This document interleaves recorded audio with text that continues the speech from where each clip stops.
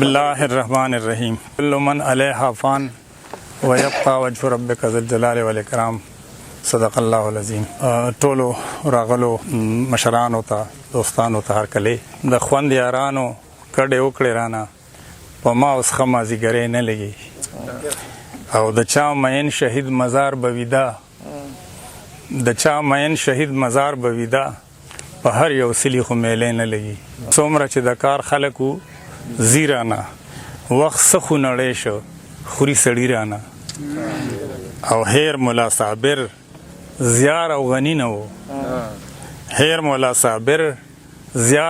نه و دا د اوس امیر هم کډوړي رانه په دې لنډو شپو ورځو کې زمونږ امیر رضاق امیر صاحب، زمونږ ډاکټر محمد غنی صاحب زمونږ نه ډېر بې وخته او ډېر داسې چې زمونږ پخوا خاطر که نه وه زمونږ نه رخصت شو او زمونږ د ملکن ادبي او کلتوري جرګې په هره موقع په هره غونډه کې دوی شرکت کړی دی او زمونږ سره خپل خیالات شریک کړي دي.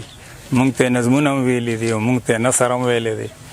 اگر چې ډاکټر غنی صاحب شاعر نه و خو هغه یو بازوقه ادبي انسان و او د هغه ته به اکثر ما وی چې ډاکټر صاحب ډېر څه دې زده دي خو د ځان سره به قبر ته یوسئ د خپل خیالونه، د خپل فکرونه، د خپل سوچونه دا راغونډ کا. خو به هر حال د خدای او د انسان اراده یې ونی. زمونږ د ملکن ادبي کلتوري جرګې مشر امیر قاسم هاشمي صاحب چې هغه څو ورځې مخکې د سترګو اپریشن کړی دی او په فریض کې دی نو د هغه طرفه معذرت کوم. امیر رضاق امیر صاحب پاک له خو به دا ووایم چې دا یو فطري او پیدایشي تخلیق کارو.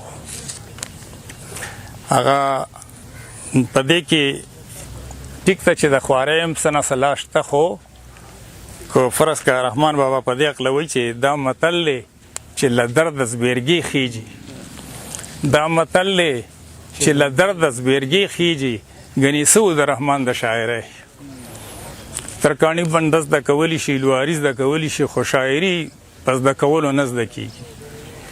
دا به په تا کې خپل یو په سینه کې به د یو اوري نو پس د هغې نه به ته شعر ولیکې. که داسې نه وي نو دا بیا نه کېږي. محسن دلته موجود دی.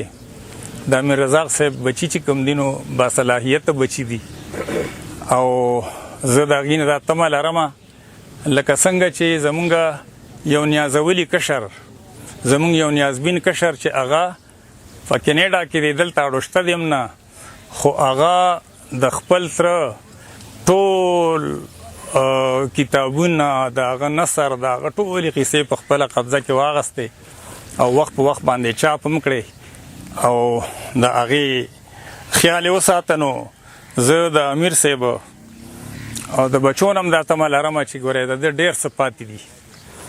د صاحب شاه صابر صاحب خو بچي واړه او د هغه ټبر ماشاءالله 14 تعلیم و د هغې نو 8 کاله پس د هغه د مرګه پس د هغه کتابونه چې کوم هغه ته ډالۍ شوي وو نو هغه خلکو ته ورکړل، خپل کور یې وزګار که.